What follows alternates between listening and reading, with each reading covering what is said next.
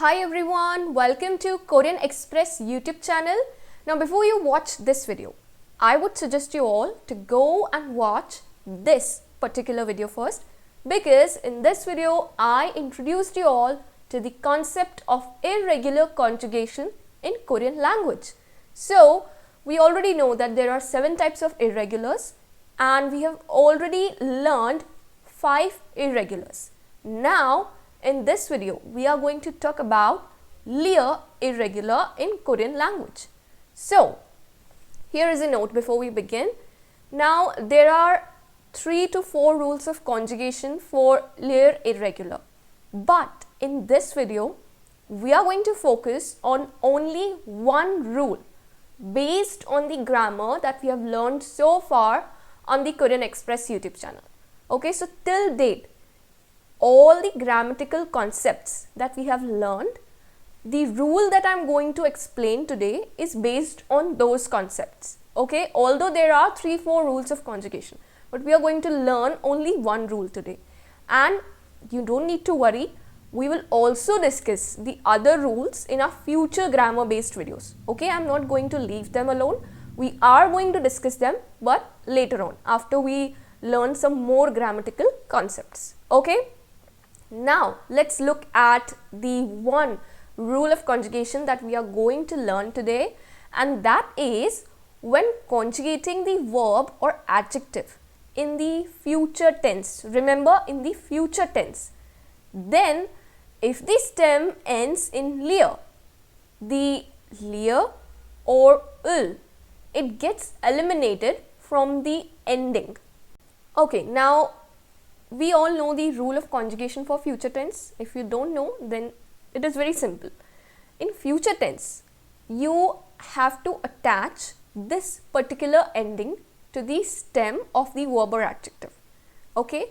Now, if the stem, it ends in a vowel, then you attach lear followed by koeo. And if the stem ends in a consonant, then you attach il followed by koeo. Okay, but in case of lear irregular, that is when the stem ends in lear, what happens is this lear or ul that is present in the ending gets eliminated, and you only have to attach koeo to the stem, right? So this is the rule. It is very simple.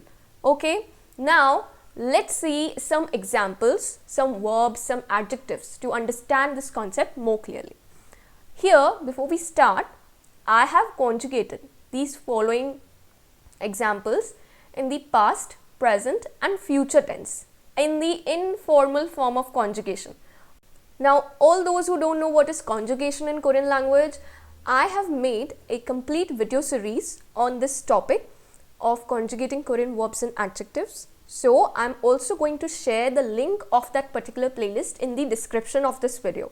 So, you can go and watch those videos if you don't know what is conjugation, because after that only you will be able to understand the concept of irregular conjugation. Okay? Alright. Now, let's start with the first example, and that is salda, which means to live. Here you can notice that the stem ends in lear. So, we are going to apply the irregular. Okay.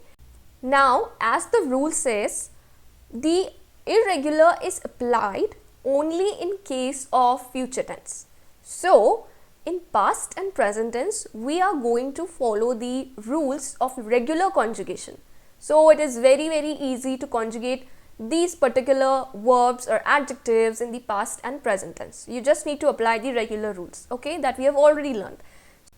So, in the past tense, the ending that will be attached is asoyo.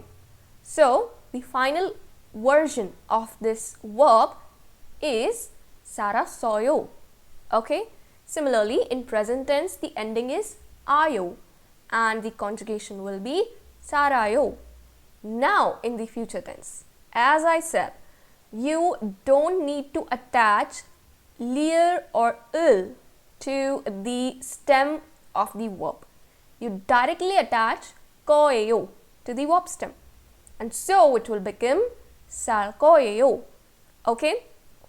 Now, next is 놀다, which means to play. Here also the stem ends in lir. So lir irregular is applied. Now quickly, we know that in past and present tense, regular conjugation is done. So in past tense it's 놀았어요, and in present tense 놀아요. In future tense, we know the irregular is applied, so it will be 놀 거예요. Okay? Next is 열다, which means to open.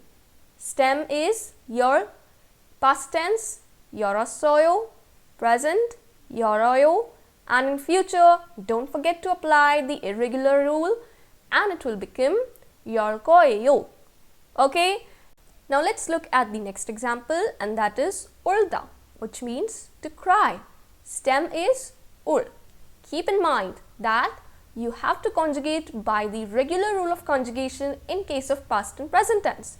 So in past tense it's 울었어요, present tense 울어요, and in future tense apply the irregular rule and it will be 울 거예요. Okay, so it is very simple. You just need to practice and you will be able to remember the rule on your own, right? Now let's see some example sentences to understand this rule of conjugation about lir irregular more clearly. So here are some sentences. First one is I will live in Seoul. So in Korean it will be 저는 서울을 살 거예요. I is 저는, Seoul, and to live is 살다. Now in future tense, we know lir irregular is applied and therefore it will be 살 거예요. Okay? Next is that park is far from the school. 그 공원은 학교에서 멀어요. 그 means that, 공원 means park, 학교 is school in Korean language, and 에서 means from. Okay? For from you use 에서 in Korean language. And to be far is 멀다. It stem ends in lir, so it's going to follow the lir irregular. But we are conjugating here in the present tense and therefore the conjugation will be regular. So it will be 멀어요. Okay? Next example is my friend opened the door. 저의 친구는 문을 열었어요. 저의 is my, 친구 means friend, door is 문, and to open is 열다, and in past tense it will be 열었어요. Okay? Next example is I will cry. 저는 울 거예요. I means 저는 and to cry is 울다. Now in future tense it is going to follow the irregular rule of conjugation and therefore it will be 울 거예요. Okay? So in this video we learned about the lir irregular in Korean language. I hope you liked this video. Don't forget to like, share and subscribe Korean Express YouTube channel. Thank you.